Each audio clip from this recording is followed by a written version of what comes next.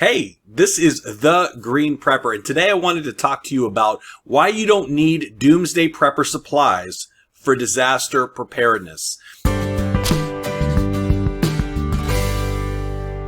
Now, this goes back to a comment that one of our viewers left on one of our videos 2 years ago. So we actually took a break from the preparedness channel for 2 years, right when the coronavirus hit. And the thing is, we actually did a survival steps for, this pandemic and the things that we were going to do to be able to stay healthy and keep my family healthy while things were falling apart around. And we pretty much stayed in the house. We had our preps. We had all of our stuff already prepared and ready for this type of contingency. So we didn't have to be out amongst all of the people that were doing runs on the stores and stockpiling toilet paper and sanitizer and stockpiling food where there's nothing in the grocery stores, stuff like that. But what I wanted to discuss today, and it actually reminded me because one of my viewers actually brought it up, and I always thought the thing that we focus on the most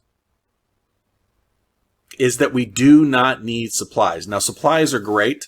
Supplies are nice to have just in case. You have your bug-in location, your bug-out location, your stockpiles of food and your off-grid supplies and all that kind of stuff. But I had a viewer named Celine Pickens and actually told me a story about how they went through a financial hardship. And when they went through a financial hardship, they had nothing. So they ate everything that was at their house. They lived in a small house on the edge of a city, and they ate through everything. The lady lost 50 pounds. Her son lost 80 pounds, who was a grown guy. And what was crazy is that they said that towards the end of this, when they were getting back on their feet, she walked outside and she saw that she had a fully stocked fish pond with bass and bream right outside of her house. And she didn't even think when she was going through this, hey, maybe I could do fishing. Maybe I could go get some fish for food and stuff like that. It's because they're really not thinking about how can I go out into the world and find things. And they said that they found my channel shortly after that, and they were able to learn some stuff and all that kind of stuff. So that makes me very thankful that somebody was able to learn a little bit about paying attention to your surroundings, about doing basic prepping and getting your family ready for anything that might happen. And they just left a comment recently that says they're working on building a battery bank. So that's great. So they're working on their sustainability, which is amazing. The big thing that you want to concentrate on is that at a moment's notice, your house could be gone. Your preps could be gone. Your family could be gone. You could be stranded somewhere where your provisions are not there with you. You could be stranded on the other side of the country because you were on a plane or a train or a bus. Something happens where your car breaks down. You're on a road trip. You're on a cruise, stuff like that. The thing is, there are several situations where you may not have access to your preps, to your homestead, to your bug-in or bug-out location. And the number one thing that is going to be super important is your knowledge. And so for me, I love watching how-to videos. I love watching videos where you see the people in Asia or India, and they're building a house out of the side of a mountain, and they're finding super tricks to be able to catch fish and stuff like that. One thing that I picked up recently, I'm actually going to be creating a book similar to this, but No Grid Survival Projects. This one here has 70 different projects in it on how to do things with things around your house, solar cookers and water catchment and all that kind of stuff. It's important to be able to have books like this to do some research, if the internet is down, but being able to go and learn different skills like gardening skills. If you know how to garden and all your supplies get destroyed, they're gone, you go to another part of the country. If you know how to garden, whether it's planting fruit trees or planting vegetables or herbs or whatever, and how to be able to do different types of gardening like hugelkultur and aquaculture and vermiculture and the different ways of being able to use waste streams around you to be able to do gardening, that could feed you. So that could feed you over a long period of time. Also, like learning defense skills, like what happens if you have a huge arsenal at your house, but you are on the road and you either lose what you have, you find yourself without any way to protect yourself. If you have defense, then you know that you can protect yourself and be able to either get to your home, get to your location, or be able to protect yourself and the things that you have or your family when you don't have things that you have stockpiled. So being able to physically defend yourself and your family and your things is important knowledge, and it's an important skill. Also, outdoor skills. Outdoor skills on being able to do like bushcraft things like fire making and building of shelters and trapping and fishing and all that kind of stuff. Outdoor skills are important. And you can actually take outdoor skill classes that will teach you to identify plants like weeds and other plants that are edible that you wouldn't normally know, whether you're walking through the forest or you finding wild mushrooms, stuff like that. Being able to identify the things that are around you that you can use to create shelters, to create traps, to get food is an important skill. So you can take classes for that. You can watch YouTube videos. You can read books. But that's knowledge that nobody can take away, unless you get Alzheimer's, that is. But having knowledge is so important. It's so important. So another thing is being able to learn like basic navigation. If you are in a specific area, being able to either navigate by the sky or navigate by how the sun is going or your general location, stuff like that. Being able to know how to go somewhere on foot, by car, back trails, so that you are able to get where you need to go no matter what.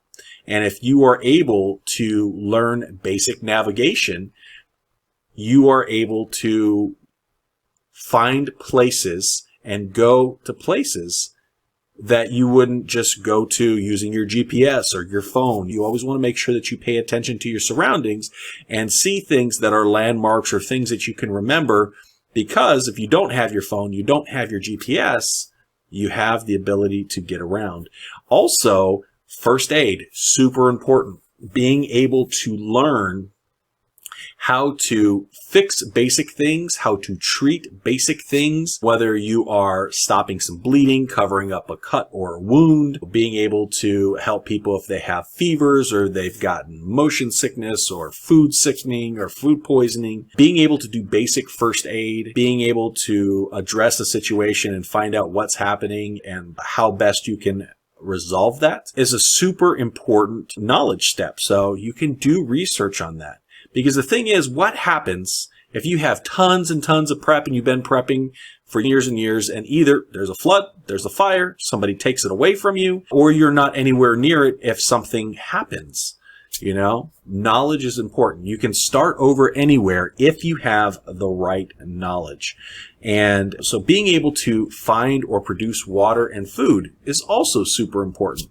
So finding water, like I've seen videos like there's 20 or 30 or 40 different ways to locate natural water. I did a video on the top 8 secret hiding places for water that are all around us. Like being able to locate and find water, being able to know how to purify and clean water so that you can drink it is super important, because if you don't have water, you're not going to survive. And so you can have a stockpile of water, but what happens if that stockpile is gone? What happens if somebody takes that stockpile? Being able to find where water is, being able to find how to collect water. And there are tons and tons of different ways to be able to collect water, from like leaves and doing like a solar still and being able to pull water out of air, having an atmospheric water generator. I recently found some plans on how to build one. Even though me and my family, we already have 3 and we've had 5 in the past, being able to build an atmospheric water generator if the one we have ever breaks. Now I know how to create my own so that I can have unlimited water for my family always. And being able to produce food, like raising animals. So you may not be able to have animals now, but if you study and you watch videos and you learn, take classes, stuff like that on how to clean an animal, like field strip an animal, whether you're doing some basic hunting, some bow hunting or trapping or whatever, and then being able to clean that animal so that you can process it for food, process it for its skin. That's super important knowledge. And for me, the biggest thing that's out there is knowledge, being able to know how to do it. Like I said, this book here has 70 different things, so that if I'm not able to access videos, it's got a bunch of how-to projects. On my other channel, The Green Cabbie, I've got tons of how-to projects, like on how to do inexpensive aquaponics, how to do a lot of green stuff, how to do natural gardening. And one of my passions is learning skills. Researching skills and finding the best tips and tricks for skills, because skills can never be taken away. Hopefully this is informative information. I would definitely look into things like bushcraft, gardening skills, defense skills, outdoor skills, food preservation skills, fitness skills on how to train your body so that you can have good endurance, navigation skills, first aid skills, fire making skills, shelter construction skills, finding and producing food and water skills. If you are able to learn these, even if you learn just the basics, it gives you a step ahead of other people. So if things do bad happen, you're able to find silver and gold linings in anything that happens. And what I love also is seeing upcycling. I don't know if you guys have heard of upcycling, but like the ways that people turn like trash or unused goods into new things, where they take pallets and they build like benches and beds and chairs and tables and all that kind of stuff out of things that come from the waste stream, but are able to be reused, and where people reuse things that they find at garage sales or they find in attics and things that people would just throw away, and they find ways to be able to use them for how-to projects on usable projects, like making stoves, making a furnace, making all sorts of things, but making an AC, all that kind of good stuff. But definitely do your research on skills. Like one of the biggest things that I've seen, like turning trash into treasure, is like earthships. They take tires and cans and bottles and they build a complete off-grid house where it is completely off-grid. It has its own water, it has its own power, it stays a constant 70 degrees all year long. That is a testament to being able to finding knowledge and being able to use the things around you to help provide for yourself. Like I said, you never need doomsday prepper supplies for disaster preparedness. Emergency preparedness is great, and having a stockpile and being ready is great. Whether you have extra cash, extra food, extra ammo, off-grid power, but it could be lost in a second. And if you know these skills that we talked about in this video today, you will never have to worry about others taking your stuff being lost or destroyed, because if it does, you're okay. You have the knowledge and skills to survive and to thrive. Hopefully this was helpful. If it was, smack that thumbs up and make sure you leave a comment down below on skills that you have picked up, skills that you have learned that have helped you or that you feel will help you in the future. Prepare now, be ready later.